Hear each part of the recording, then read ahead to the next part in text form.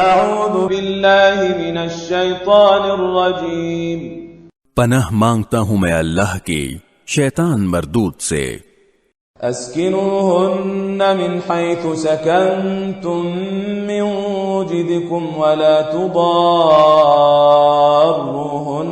لتضیقوا علیہن وَإِن كُنَّ أُولَاتِ حَمْلٍ فَأَنفِقُوا عَلَيْهِنَّ حَتَّى يَضَعْنَ حَمْلَهُنَّ فَإِنْ أَرْضَعْنَ لَكُمْ فَآتُوهُنَّ أُجُورَهُنَّ وَأْتَمِرُوا بَيْنَكُمْ بِمَعْرُوفٍ وَإِن تَعَاسَرْتُمْ فَسَتُرْضِعُ لَهُ أُخْرَى۔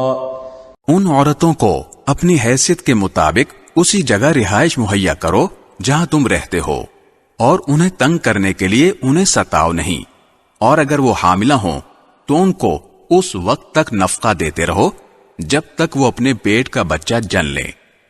پھر اگر وہ تمہارے لیے بچے کو دودھ پلائیں تو انہیں ان کی اجرت ادا کرو، اور اجرت مقرر کرنے کے لیے آپس میں بھلے طریقے سے بات طے کر لیا کرو، اور اگر تم ایک دوسرے کے لیے مشکل پیدا کرو گے تو اسے کوئی اور عورت دودھ پلائے گی۔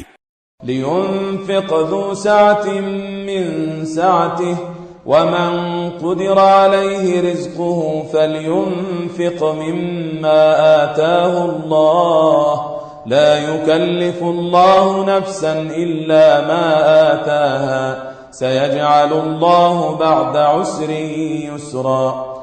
ہر وسعت رکھنے والا اپنی وسعت کے مطابق نفقہ دے، اور جس شخص کے لیے اس کا رزق تنگ کر دیا گیا ہو تو جو کچھ اللہ نے اسے دیا ہے وہ اسی میں سے نفقہ دے۔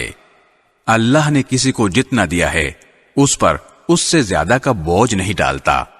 کوئی مشکل ہو تو اللہ اس کے بعد کوئی آسانی بھی پیدا کر دے گا۔